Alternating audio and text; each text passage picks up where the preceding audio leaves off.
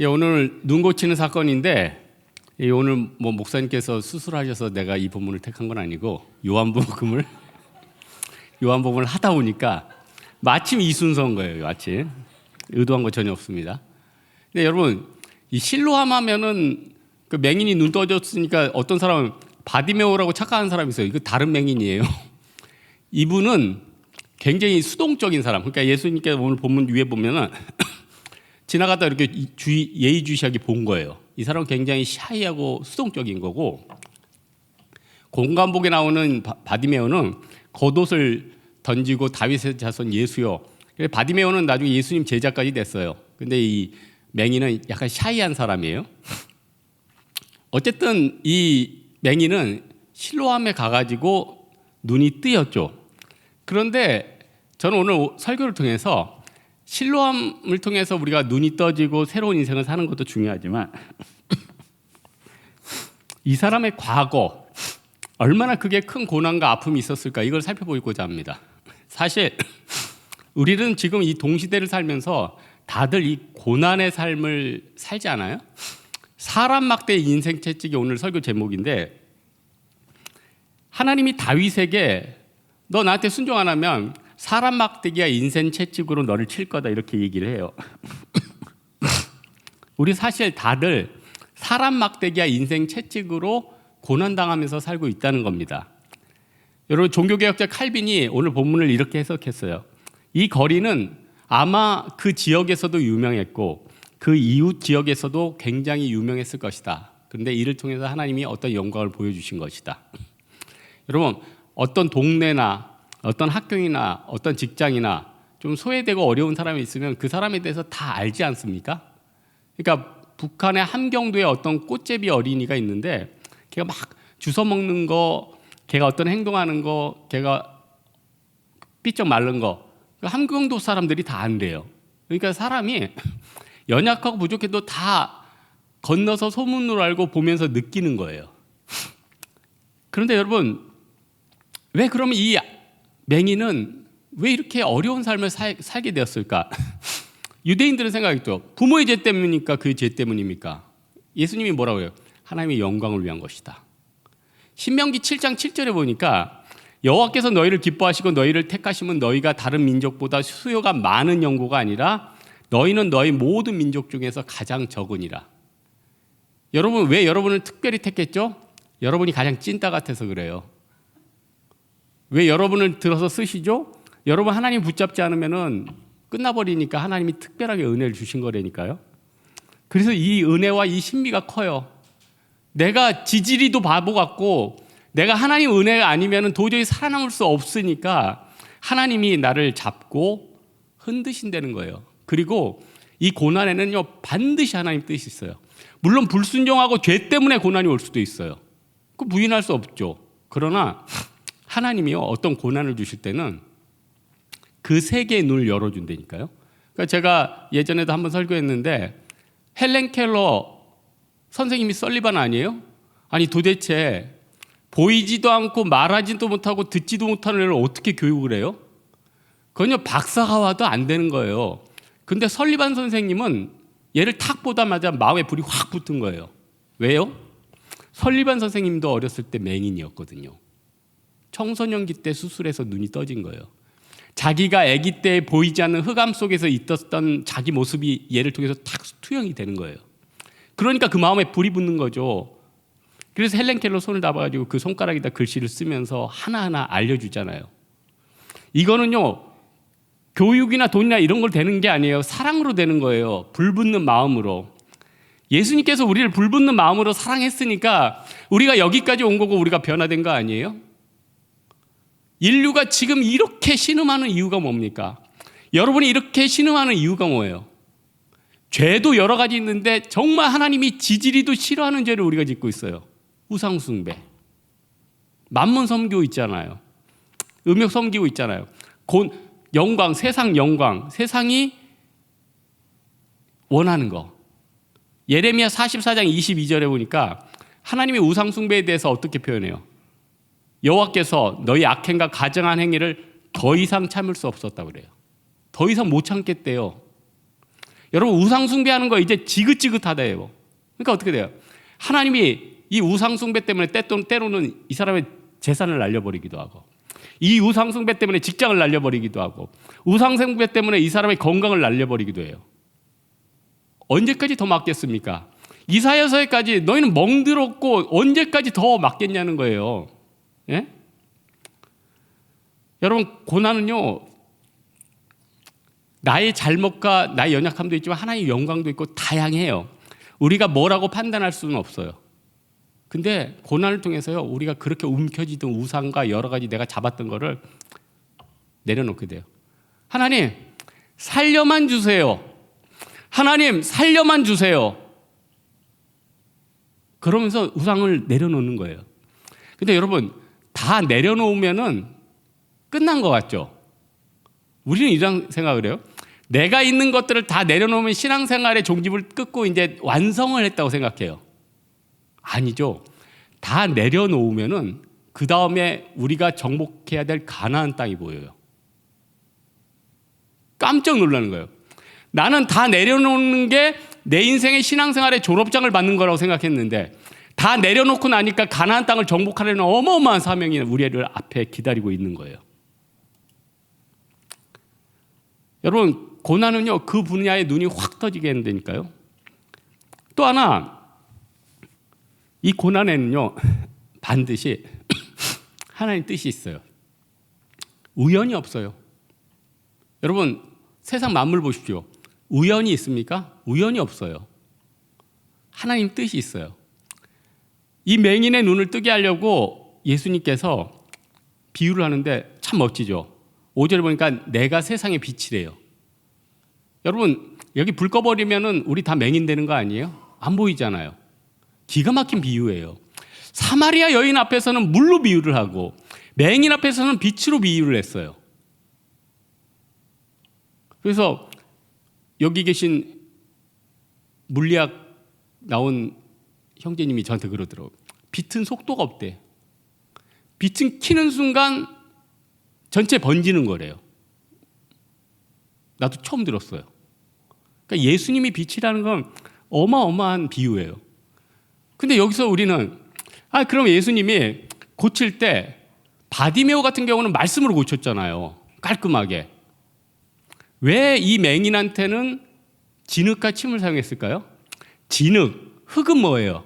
인간을 창조할 때 만든 원재료예요. 지구상에서 나온 거예요. 진흙을 썼어요. 침은 뭐예요? 예수님의 신성이라고요. 그러면은 피도 있고 있는데 왜 침을 했을까? 이거는 제가 묵상을 했는데 이건 저만의 묵상이니까. 피는 온 인류를 대속하기 위해서 정말 예수님께서 특별하게 쓰시는 게 아니었을까? 그런 묵상이 딱 인사이트가 떠오르더라고요. 괜찮지 않아요? 반응이 없네. 나는 막 인사이트 받았다고 이 인사이트 말을 풀면 우리 성도들 다 쓰러진다는데 뭐. 어쨌든 중요한 것은 이사야서 35장 5절에 그때 맹인의 눈이 밝을 것이며 못 듣는 사람의 귀가 열릴 것이며, 하나님 예언이 그대로 이루어지지 않아요? 여러분 고난에 하나님의 뜻이 있기 때문에 우리는 하나님의 뜻을 찾으면 이 고난을 쉽게 넘어갈 수 있어요.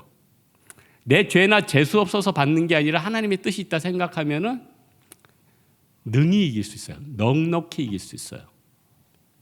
로마 시대 때는요, 세계를 정복하다 보니까 많은 사람들이 죽어요. 그러니까 이 전사자들에 대해서 그 죽음을 잘 위로해 주지 않으면 제국 자체가 붕괴가 되는 거예요.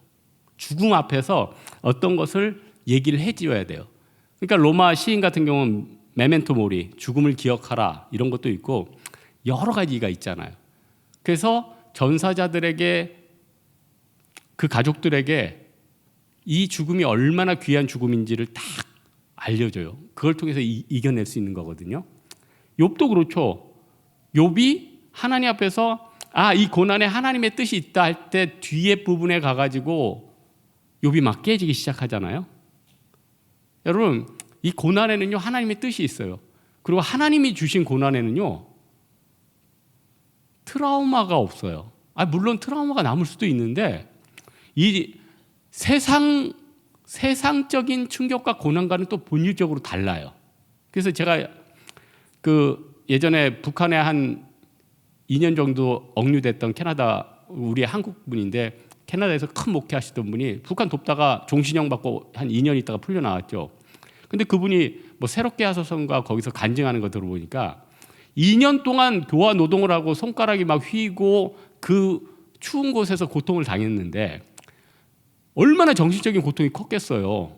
돕다가 갑자기 끌려가서 종신형을 받았으니. 근데 나왔는데 하나도 트라우마가 없더래요. 이건 성령의 역사 아닙니까? 생각해보세요. 성령의 역사 아니에요? 어떤 일이 우리는 상상 한 1개월만 있어도 트라우마가 생길 텐데 하나님이 보호하니까 생명사계로 쏴버리니까 아무런 트라우마가 없었다는 거예요. 그래서 바벨론 포로로 끌려간 그 많은 70만 명의 이스라엘 사람들이 고통하고 신음을 했지만 다니엘은 어땠어요? 뜻을 정하고 예루살렘을 향해서 하루에 3번씩 기도하면서 넉넉히 이겨낼 수 있었다는 거예요. 많은 사람들은요, 이 고난 때문에 죽고 싶다, 힘들다, 너무너무 힘들어요. 근데 고린도전서에 나왔잖아요. 사람이 감당할 시험밖에는 허락함이 없다고. 너무 힘들면요, 하나님 이 고통을 좀 경감시켜 주세요. 그럼 하나님이 고통도 경감시켜 준다니까요. 여러분, 고난이 있든 뭘 있든 하나님의 뜻은 반드시 이루어져요. 이 중에 각 사람마다 고난이 있을 텐데 하나님이 이 사람에게 이 고난을 정했으면 그 고난은 꼭 지나가야 돼요. 피할 길 없어요. 꼭 가야 돼요. 망하는 길이 될 수도 있습니다. 장애를 얻는 길이 될 수도 있습니다. 굉장히 풍비박산 나는 일이 있을 수도 있어요. 그러나 하나님 뜻과 하나님이 정하신 길은 인간이 바꿀 수 있다 없다? 못 바꾼다. 하나님의 물줄기는 바꿀 수가 없어요. 예? 열면 닫을 자가 없고 닫으면 열 자가 없는 게 하나님이라니까요. 이 전지전능하신 하나님, 그 하나님께서 뜻하시면은 우리는요 그 길로 갈 수밖에 없는 거예요. 그래서 순종이 제사보다 낫다. 그 길 가는 걸요 자원함으로 가자 이거예요. 내게 주신 고난이라면 자원함으로 받자는 거예요. 내게 주신 헌신이라면 자원하는 마음으로 헌신하자는 거예요. 피할 길은 없어요. 그리고 안 피하고 가는 게 제일 안 아프고요. 그 길이 제일 영광스러운 길이에요. 여러분, 하나님께서 어떤 분입니까? 이스라엘 이 구약 시대를 쭉 보내오면서 선지자들이 그렇게 외쳐도 안 들으니까 하나님이 삐져가지고 400년 동안 중간기가 있잖아요. 중간기 동안에는 어떤 묵시나 예언도 없었어요. 그래서 하나님이 버리셨다. 근데 여러분, 하나님이 400년 동안 이스라엘 사람들 버리셨습니까? 헬라 통일시켜가지고 헬라어로 언어도 통일시켜 놓고요. 로마 통해서 길도 만들어 놨고요. 다 밑작업을 했어요. 복음 증거 잘 되도록. 이 중에 난 고난 때문에 내 인생 10년, 5년 다 망쳤다. 하나님이요. 여러분 망하게 하고 여러분 고난이 있고 여러분 힘들게 할 동안 길을 다 닦아놓고 계셨어요. 여호와 일이 하나님이에요. 예? 여러분 고난에는요 하나님 뜻이 있고 하나님의 예비하심이 있습니다. 여러분 그러면은 고난을 통해서 우리는 과연 어떻게 해야 되느냐는 거예요. 고난을 통해서 하나님 앞에 영광 돌려야 되죠. 영광 돌리는 게 뭐예요? 아 하나님 나 내 인생 잘 될 줄로 믿습니다. 하나님 잘 주셨습니다. 이 고난 때문에 내 눈이 열렸습니다. 하나님 앞에 영광을 돌리는 거예요. 우리의 하는 일 중에 가장 가치 있는 일이 뭐예요? 하나님 앞에 영광 돌리는 거 아니에요? 그럼 고난을 통해서 영광 돌리면 하나님께서 얼마나 기뻐하시겠어요? 여러분 떡 주고 집 주고 돈 주고 감사하는 건요 불신자도 할 수 있어요. 불신자도 좋은 일 생기면 야 하나님이란 분이 계신가 보네, 축복해 주셨네, 고마움네. 그러나 고난이 오면요 세상 사람들은 저 고난 때문에 저주다 안 됐다 다 비난해요. 세상에서는 다 잘못됐다고 그래요. 저 사람 인생 잘못 살아요. 무슨 죄가 있길래 교회 다니는데 저 모양이냐고 그래요. 아니에요. 우리는 고난 가운데 하나님의 영광 돌리는 자예요. 이 맹인은요 10절에 예수라는 그 사람이 진흙을 이겨 내 눈에 바르고 실로암에 가서 씻었더니 보게 되었습니다. 하나님 앞에 영광 되었어요. 그리고 이 맹인은 나중에 출교됐대요. 계속 증거하니까. 여러분, 그러나 38년 베데스다 못 앞에서 있었던 사람들은 어떻게 해요? 나중에 관리한테 막 이르잖아요. 똑같은 고침이 있는데 왜 이렇게 반응이 틀릴까요? 똑같은 고난이 있는데 어떤 사람은 교회를 떠나버려요. 어떤 사람은 하나님 앞에 영광 돌리고 그리스도의 장성한 분량까지 커가요. 무슨 차이일까요? 그 사람 신앙의 질의 차이예요. 어떻게 하나님이 70억을 만졌는데 신앙 색채도 다 다르고 지문도 다르고 눈동자도 다르고 다 다를까요? 그러니 신앙의 깊이와 태도나 이런 건 얼마나 다르겠어요. 하나를 봐도 100만 가지 감사하는 사람이 있고 하나를 받아도 100가지를 불평하는 사람이 있어요. 여러분, 하나님은 우리를 통해서 영광 받기 원하시는데 안 되는 것을 통해서도 영광 받기 원하신다는 거예요. 안 되는 것을 통해서도.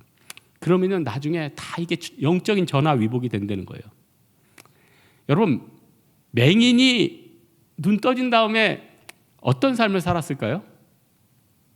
실제로 맹인이었다가 이제 뭐 각막 이식이나 이런 걸 통해서 시력을 되찾은 사람들 이렇게 히스토리를 내가 영상으로 봤어요.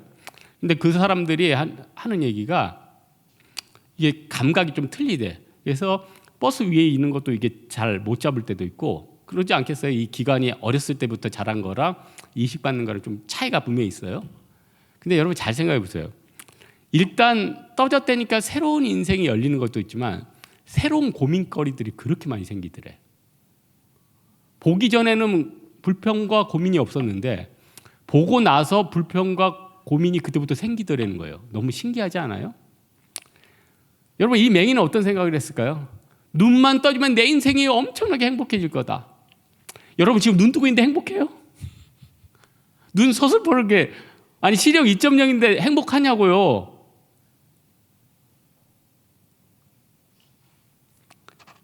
여러분, 이 맹인의 눈을 뜨게 하면서 예수님은 분명히 이 마음의 상처를 치료했을 거예요. 그리고 복음의 문을 열어줬을 거예요. 맹인도 다들 엄청난 고민과 고뇌와 죄에 대한 갈등이 있어요. 그래서 이제 또 시각장애 어떤 바이올리니스트 간증하는 걸 들었는데 그렇게 헌신적으로 바이올린 연주도 많이 하는데 뭐가 힘드십니까 했더니 하나님이 내 죄 때문에 영광 못 받으실까 봐 그렇게 너무 힘들대. 죄 때문에. 우리가 생각할 때는 20살에 연주만 하고 그렇게 착한 자매가 무슨 죄가 있을까 하지만 그 인간 안에 개인적인 욕심과 불만과 불평과 그런 것들은 다들 있는 거예요. 우리는 원죄를 가지고 태어났잖아요. 지긋지긋한 이 죄의 뿌리 때문에 지금 힘들어하는 거 아니에요? 여러분, 지금 우리는요, 내가 붙잡고 있는 걸 이 시대에서 진짜 던져버려야 삽니다. 양다리 걸쳤다가는 죽는다니까요. 여러분, 저는 탈무드 그 예화 중에서 참 그 세 친구 이야기가 기억나요. 왕이 어떤 사람을 불렀어요. 내가 화났는데 너 좀 들어와라. 왕이 화났는데 들어오라니까 얼마나 쫄았겠어요. 들어가면 잘못하면 죽는데. 3명의 친구한테 연락했어요. 그랬더니 첫 번째 친구가 이런 지하에 거절을 해요. 나 못 가겠다, 무서워서. 두 번째 친구는 내가 성문 앞까지는 가겠다. 그러나 그 다음은 못 간다. 세 번째 친구는 성 안까지 들어가 주겠다. 이게 뭘 뜻하죠? 첫 번째, 재물이에요. 재물은요, 죽을 때 다 털어놓고 나와야 돼요. 아주 많은 사람들은 한 반 정도 나라에 털고 나머지 자손들 뿜빠이에서 나눠갖고 해야 되고, 없는 사람들은 자기 늙음악하니 병원비로 다 나가야 되고, 그렇게 없어져 버려요. 아무것도 가져갈 수 없는 게 재물이에요. 두 번째는 친구나 친척, 가족이래요. 장례식장까지는 같이 가요. 그러나 그 장례식 이후에는 같이 가고 싶어도 못 가요. 어떻게 가겠어요? 같이 죽을 수도 없잖아요. 세 번째가 탈무드에선 선행이라고 하지만 우리는 유대교인들이 아니잖아요. 우리는 성령이에요. 성령은 세상 끝날까지 우리와 함께 해주셔요. 그래서 우리는 성령을 붙잡으면은 우리 인생이 탄탄한 거예요. 제가 늘 묵상하지만 아픈 성도들 만나고 얘기하고 막 정신적으로 힘든 사람들 상담도 하고 이러다 보면은 아무리 주변에서 친한 친구, 가족, 직장 상사 잘해준 사람이 있어도 그 사람 대신 아플 수는 없더라고요. 그 사람 대신 정신적인 고통을 나눌 수는 없더라고요. 그 사람 대신 죽을 수는 없더라고요. 다 어디까지예요? 성문 앞까지는 가능해. 그러나 성문 안까지 들어가는 건 성령님이라는 거예요. 그러니까 우리가 끝까지 누굴 잡아야 됩니까? 세상 끝까지 나를 지켜주신 성령님.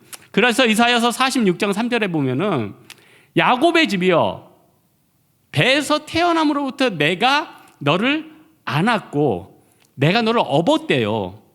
그리고 너희가 노년에 이르기까지 내가 그리하겠고 백발이 되기까지 내가 너희를 품을 거래요. 내가 지었은즉 내가 업을 것이고 내가 품고 구하여 내리라. 여러분, 늙을 때까지 백발이 되도록 하나님이 안 버린대요. 세상 사람, 심지어는 가족도 다 버려도 하나님은 안 버린대요. 우리가 누구에게 투자해야겠습니까? 누구를 붙잡아야겠습니까? 하나님 아니에요? 예수님께서 우리를 위해서 내가 대신 죽어버리겠다. 니네가 지옥 가는 걸 도저히 못 보겠다. 근데 우리는 어떻게 하고 있습니까? 다른 데 붙어 있잖아요. 우상을 향해서 내 아버지야, 내 엄마야, 이 재물이 날 지켜줄 거야. 하나님 뭐라고요? 나 여호와는 질투하는 하나님이다. 그걸 방관하면 하나님이 우리를 사랑하는 게 아니죠.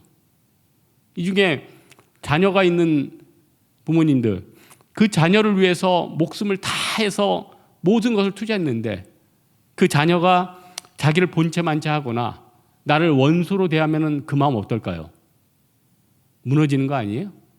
그래서 제가 어떤